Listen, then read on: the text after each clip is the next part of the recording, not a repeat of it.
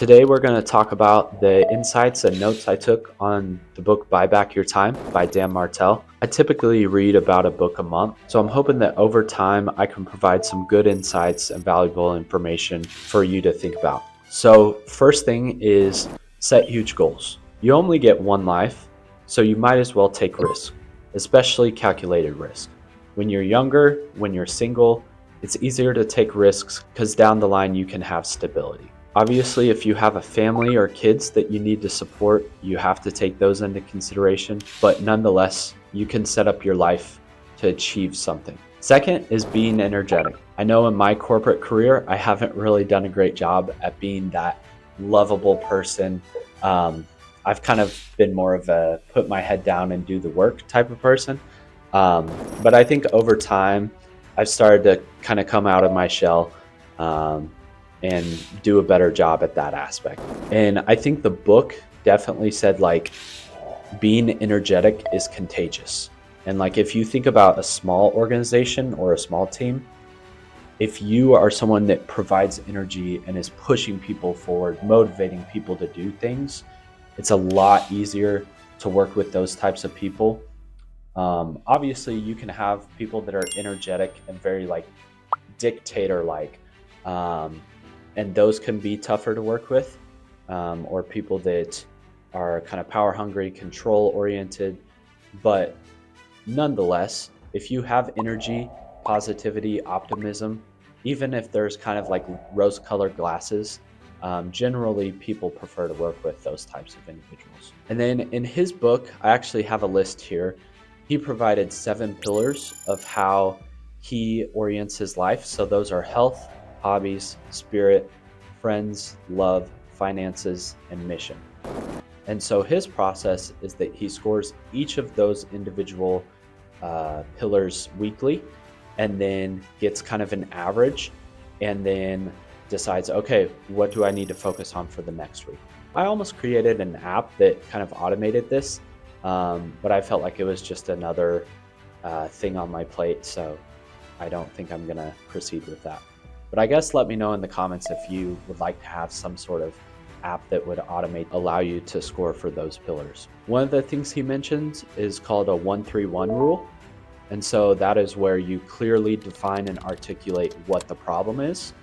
And then you provide 3 solutions or potential solutions. And then you provide your recommendation for what you think the best possible solution is.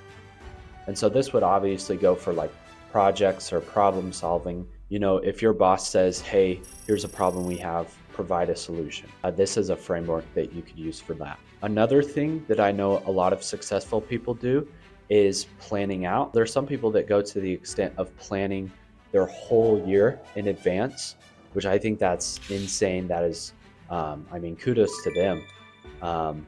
But for most individuals, if you're able to plan out your week, I think that's a great start. And actually, you could use Deep Work Calendar to do this. So this will aggregate all of your calendars into one. You can see what pockets you could utilize for focus time or deep work, and then plan ahead. And then for hiring, he recommended job applicants have a 3 to 5 minute video of 5 basic questions that they submit. And he had noted that it weeds out most of the people just not being willing to put in the effort for, recording and uploading a video, or a lot of times overthinking it. I think a lot of times with recording content, I understand kind of that aspect.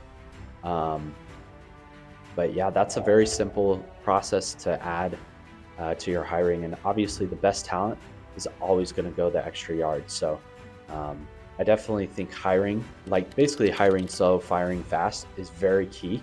But an easy way to weigh out the quality talent on the front end is to implement a process like this. And then I think he may have mentioned Richard Branson doing this, but maybe not. I know that other entrepreneurs do this as well, but basically doing like a part-time consultation prior to actually hiring the individual.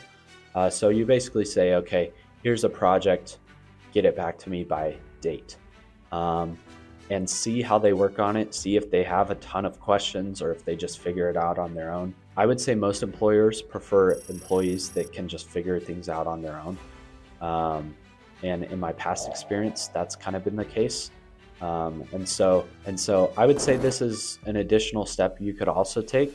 Probably less for small businesses, but depending on the industry, depending on the job you're hiring for, you could do a test project for people. And then one thing that's kind of unique, but a cool philosophy, is having the manager tell the employee, or basically telling someone, hey, do this, but surprise me with how it gets done. Like, I don't care how it gets done, just do it. And I guess going back to the problem solving, a lot of my corporate experience has been in a similar manner. Another thing, which this isn't explicitly mentioned in the book, or I don't think it is, but businesses and employees both need KPIs. Like, you need a way of tracking if an employee and your business is succeeding.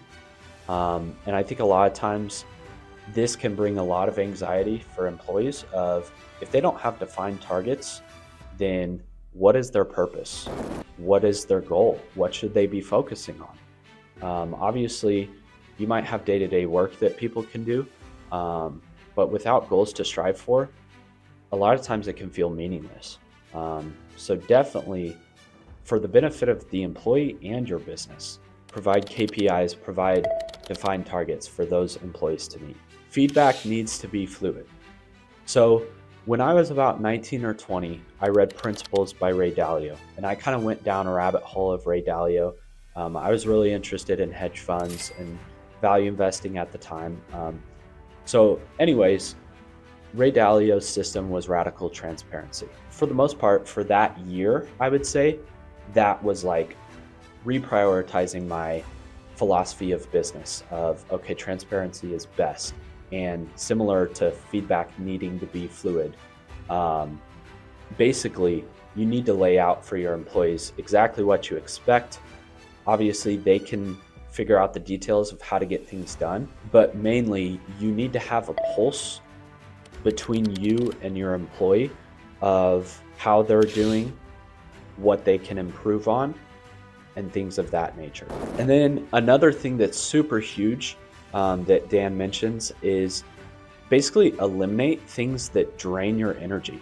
So this could be unnecessary calls. It could be low-level activities like scheduling meetings or checking your inbox, scrolling on social media, things of that nature. Basically, you almost want to optimize for energy. Like, what makes you the most passionate, the most energetic? And once again, you can use Deep Work Calendar to help you do that. And lastly, have a clear expectation for your employees of what done means on a specific task. Does it mean this is on my desk by 8 a.m. tomorrow morning? Does it mean send me a spreadsheet in the email by the end of Thursday? I hope these insights were valuable. I definitely recommend starting to read books if you're interested. And honestly, Dan's content is great, so check him out on YouTube, check him out on Instagram. But yeah, thanks for watching.